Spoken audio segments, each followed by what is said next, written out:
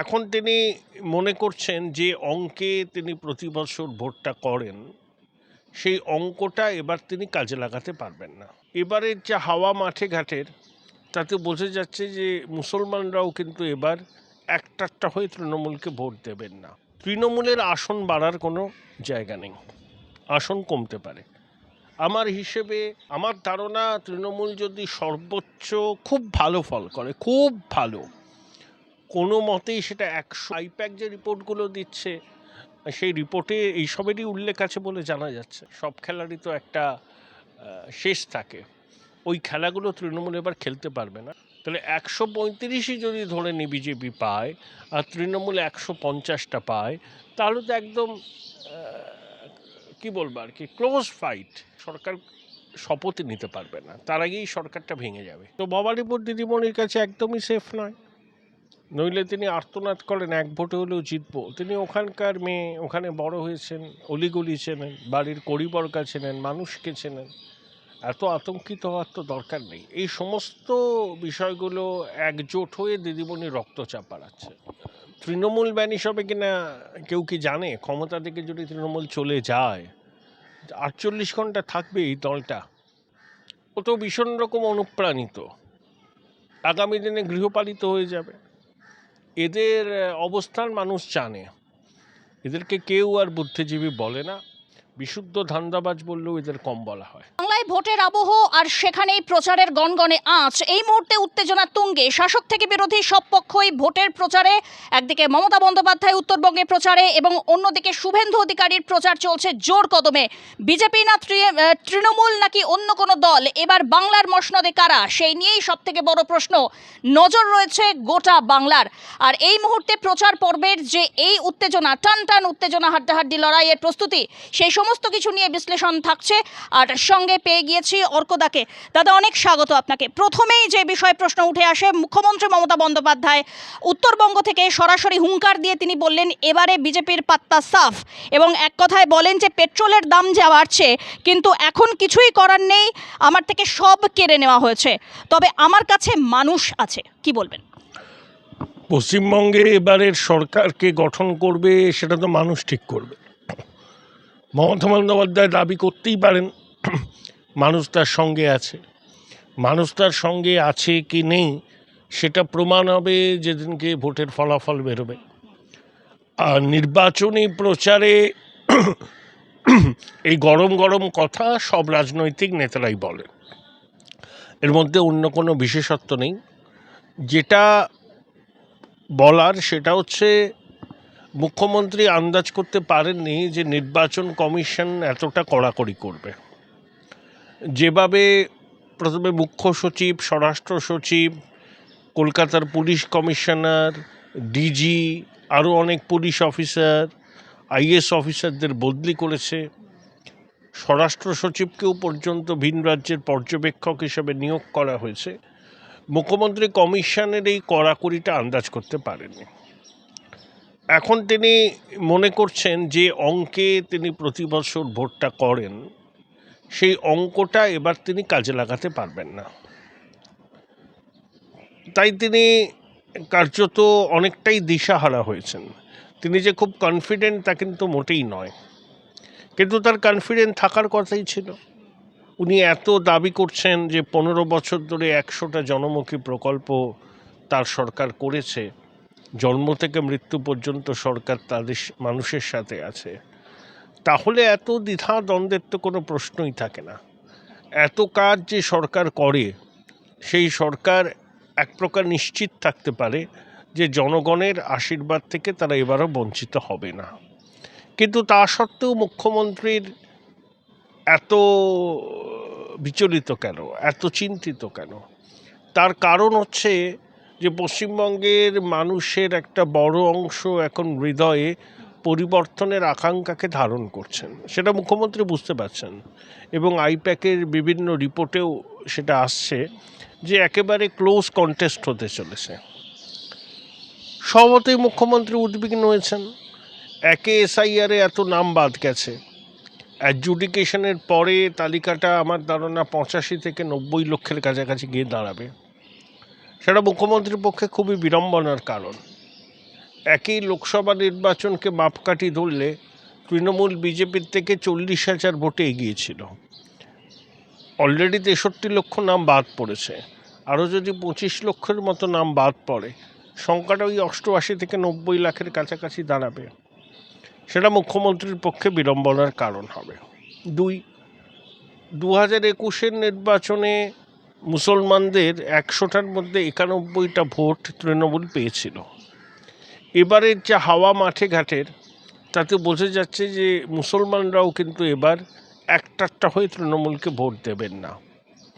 দক্ষিণবঙ্গের বিশেষত দক্ষিণ 24 পরগনা এবং উত্তর 24 পরগনায় আইএসএফ তৃণমূলকে যথেষ্ট বেগ দেবে। আবার মুর্শিদাবাদ, মালদা, দিনাজপুরে কংগ্রেস শক্তি বাড়িয়েছে। মালদাতে লড়াইটা কংগ্রেসের সঙ্গে বিজেপির। মুর্শিদাবাদে কংগ্রেস আছে, লেফট আছে এবং হুমায়ুন কবির আছে। বিগত নির্বাচনে মুর্শিদাবাদের 22টা আসনের মধ্যে তৃণমূল 20টা পেয়েছিল। এবার অনেকে বলছেন সেই আসন সংখ্যা 5-6 নেমে যাবে। মালদায় খাতা খুলতে পারবে না। রাজবংশী সম্প্রদায়ের নেতা বংশীবদন বর্মন বিজেপিতে যোগদান করেছেন। অনন্ত মহারাজ তৃণমূলের দিকেই ঝুঁকে আছেন, যদিও তিনি বিজেপির রাজ্যসভার সদস্য। তাই অনন্ত মহারাজ তৃণমূলের দিকে ঝুঁকে থাকলে রাজবংশী ভোটে যাতে সেরকম কোনো প্রভাব না পড়ে সেই জন্য বিজেপি একে নিয়েছে, বংশীবদন বর্মনকে দলে যোগদান করিয়েছে। বংশীবদন বর্মনও রাজবংশী ভোটের উপর তার অনেকটাই প্রভাব আছে। সুতরাং যদি কুচবিহার থেকে সাগর পর্যন্ত দেখা যায়, বিশেষত উত্তরবঙ্গের 54টা আসন আর মুর্শিদাবাদের 76টা আসন, আগের বার এই 76টা আসনের মধ্যে তৃণমূল পেয়েছিল 44টা আসন। এবার মনে হচ্ছে আসন সংখ্যা 18 থেকে 20-র মধ্যে থাকবে। তাহলে 24টা আসন যদি এখানেই তারা লস করে, তাহলে ওদের 213টা আসন পেয়েছিল আগের বছর। এই 24টা আসন এখান থেকে বাদ দিলে পরেই তো সংখ্যাটা দাঁড়িয়ে যাচ্ছে 190-এর। তারপর পূর্ব মেদিনীপুর, পশ্চিম মেদিনীপুর, ঝাড়গ্রাম সব মিলিয়ে 35টা আসন আছে। সেখানে তৃণমূল গত নির্বাচনে ভালো ফল করেছিল, এবারে অতটা ভালো ফল করতে পারবে না। আমি কলকাতা শহরের কথা বলতে পারি, যেখানে 11টি আসনে তৃণমূল জয়লাভ করেছিল, সেখানে 3টে আসন তো তারা হাতছাড়া হবেই তাদের। এবং একই সঙ্গে হুগলি, হাওড়া, রুরাল হাওড়াতে বিজেপি সেরকমভাবে কিছু করতে পারবে না, কিন্তু শহুরে হাওড়া, আরবান হাওড়া এবং হুগলির একটা বিস্তীর্ণ অঞ্চলে বিজেপি এবার ভালো ফল করবে। এবং একই সঙ্গে নদিয়ার বিস্তীর্ণ অঞ্চল, রানাঘাট, কৃষ্ণনগর, এই অঞ্চলটা, আবার বনগাঁ, গাইঘাটা, ঠাকুরনগর, স্বরূপনগর, এমনকি দমদম, রাজারহাট, গোপালপুর, বিধাননগর, এই সমস্ত জায়গাতে কিন্তু এবার বিজেপির ভালো ফল করার সম্ভাবনা। তৃণমূলের আসন বাড়ার কোনো জায়গা নেই, আসন কমতে পারে। আমার হিসেবে ওই 76টা আসনের মধ্যে যে 44টা পেয়েছিল কুচবিহার থেকে মুর্শিদাবাদ পর্যন্ত, সেখানে 20টার কাছাকাছি আসন পেলে 24টা এখানেই কম হলো, তাহলে দাঁড়িয়ে গেল 190। আর অন্যান্য জায়গা থেকেও তৃণমূলের আসন বাড়ার কোনো সম্ভাবনা নেই। আমার ধারণা তৃণমূল যদি সর্বোচ্চ খুব ভালো ফল করে, খুব ভালো, কোনো মতেই সেটা 154-র উপরে যাবে না। আর খারাপ ফল করলে সেটা অনেকটাই খারাপ হতে পারে। এটা তো কোনো মন করা নয়, বিভিন্ন সমীক্ষাও তাই বলছে। এবং আইপ্যাক যে রিপোর্টগুলো দিচ্ছে, সেই রিপোর্টে এইসবেরই উল্লেখ আছে বলে জানা যাচ্ছে। সুতরাং দিদিমণির কাছে বিষয়টা খুব সুখকর নয়, প্রবল চাপের মুখে পড়েছেন এবং তিনি আন্দাজও করতে পারেননি যে নির্বাচন কমিশন এই রকম কঠোর অবস্থান নেবে পশ্চিমবঙ্গের নির্বাচনকে কেন্দ্র করে। ময়নাগুড়ির জনসভা থেকে মমতা বন্দ্যোপাধ্যায় স্পষ্টতেই এটা এক কথায় বলা যেতে পারে যে ঘোষণা করে দিয়েছেন যে মা বোনেরা দেখে নেবেন। কাদের উদ্দেশ্যে বলেছেন? কেন্দ্রীয় বাহিনীর উদ্দেশ্যে। তিনি বলেছেন কেন্দ্রীয় বাহিনীকে সম্মান করি, কিন্তু তারা যদি বিজেপির পোলিং এজেন্ট হিসাবে কাজ করে তাহলে কিন্তু বাংলার মা বোনেরা ছেড়ে কথা বলবে না, তারা দেখে নেবেন। কি বলবেন? আমার বক্তব্য হচ্ছে দিদিমণি উস্কানি দিচ্ছেন কেন? তিনি সবসময় মা বোনেরা এই কথাটা বলেন। আচ্ছা, আর্জি করে তিলোত্তমাও তো বাংলার মেয়ে ছিল, তার সঙ্গে কি হলো? বাংলার মা বোনেরা প্রতিবাদ করেছে, আবারও প্রতিবাদ করবে।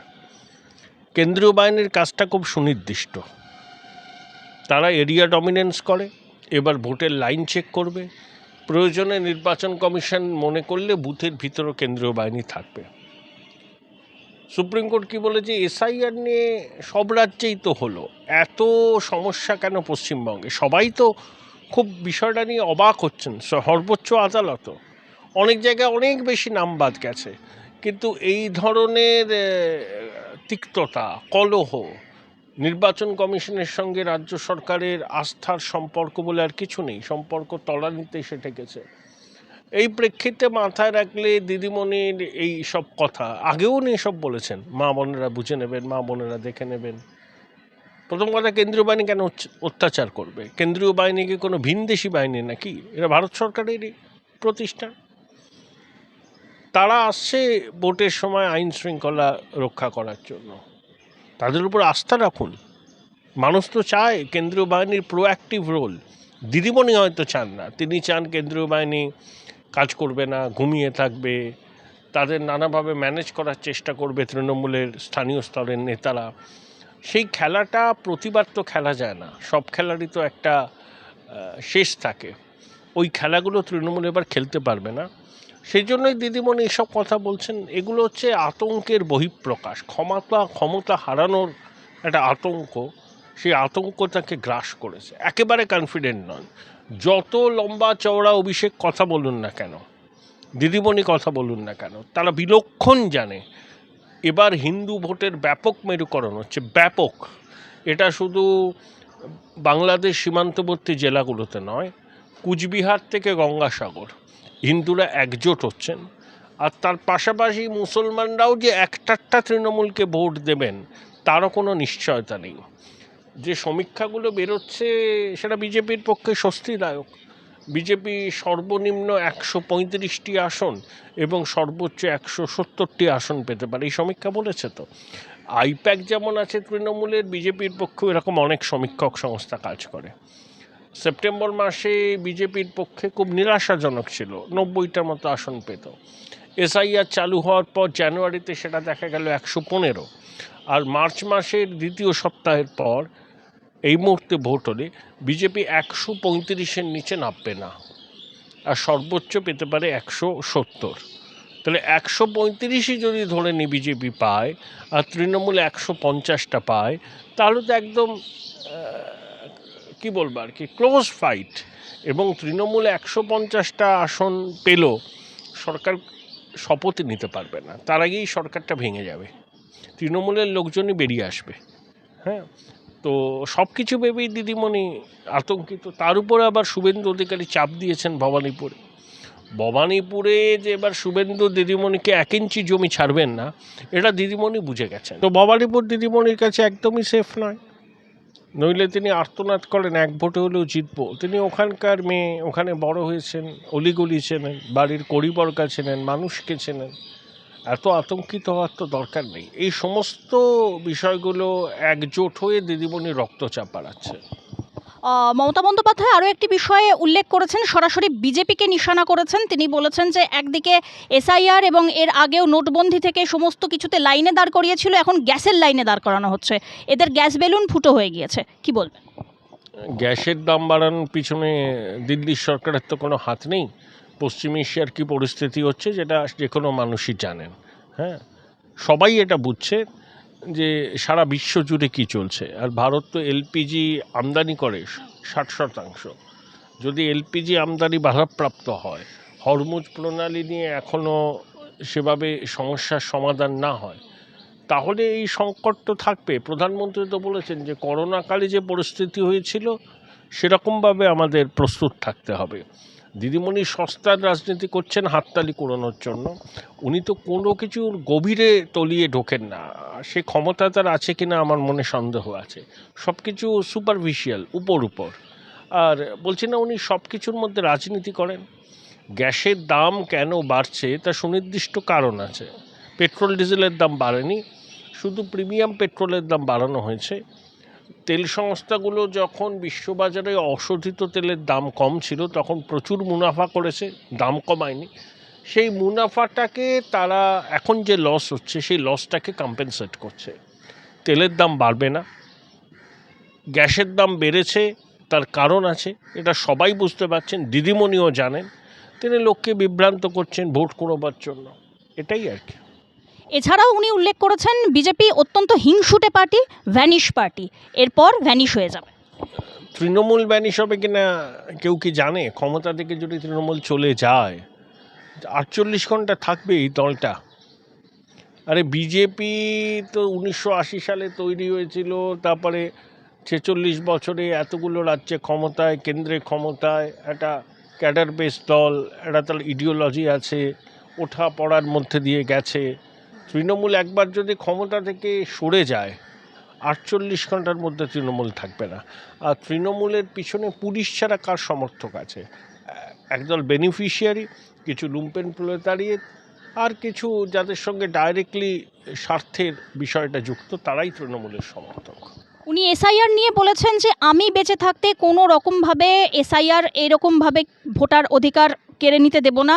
এখন এসআইআর করছে, এরপরে ডিটেনশন ক্যাম্পে পাঠিয়ে দেবে, এনআরসি করবে, আমি বেঁচে থাকতে হবে না, আগামী প্রজন্মেও হবে না। উনি তো এসআইআরটাই বন্ধ করতে পারেননি। এসআইআর তো হয়ে গেল, শেষ হতে চললো। এখনও 63 লক্ষ বাদ গেছে, আরও 25 লক্ষ বাদ যাবে। যারা নাম বাদ যাবে তারা আবেদন করবেন অ্যাপিল ট্রাইব্যুনালে, মিটে গেল। এটা দিদিমণি কী করবেন? উনি তো এসআইআর বন্ধ করতে সুপ্রিম কোর্টে গিয়েছিলেন, সওয়াল করেছিলেন পিটিশনার হিসাবে। তো ফলটা কী হলো? মানুষ তো দেখলো। দিদিমণি এত লম্পজম্প করলেন, এসআইআর হতে দেবো না, এসআইআর বন্ধ করে দেবো। এসআইআর হলো, এসআইআর হবেও। ওয়াকফ সংশোধনী বিল মানব না বলে শেষ পর্যন্ত মেনে নিলেন। দিদিমণি মুখে যা বলেন করেন তার ঠিক উল্টো।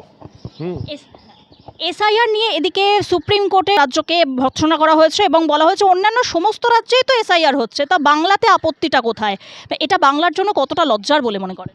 এ তো বটেই, সমস্ত রাজ্যে এসআইআর হচ্ছে, অনেক বেশি নাম বাদ গেছে। সুপ্রিম কোর্টে অবাক হয়ে যাচ্ছে, এত মামলা মকদ্দমা এসআইআর নিয়ে পশ্চিমবঙ্গ থেকে। কমিশন আর রাজ্য সরকারের মধ্যে সম্পর্ক তলানিতে গিয়ে ঠেকেছে। এটা যে কোনো সুস্থ বুদ্ধিসম্পন্ন মানুষই তো একটু অবাক হবেন। আর সুপ্রিম কোর্টের মাননীয় বিচারপতিরাও তো সমাজের অংশ, তারাও তো বুঝতে পারছেন ব্যাপারটা কী ঘটছে, তাই তারা উদ্বেগ প্রকাশ করেছেন বা বিস্ময় জানিয়েছেন।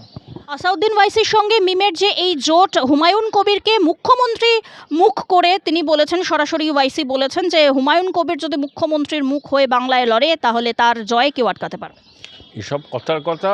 হুমায়ুন তৃণমূলের বাড়াভাতে ছাই দেবে, কয়েকটা আসন হয়তো মুর্শিদাবাদে হুমায়ুন পাবে। মিম এখানে খাতা খুলতে পারে। মিম হুমায়ুনের জোট, আর এদিকে আইএসএফ মুসলিম ভোট ব্যাংকে একটা থাবা বসাবে, যেটা তৃণমূলের পক্ষে উদ্বেগের কারণ।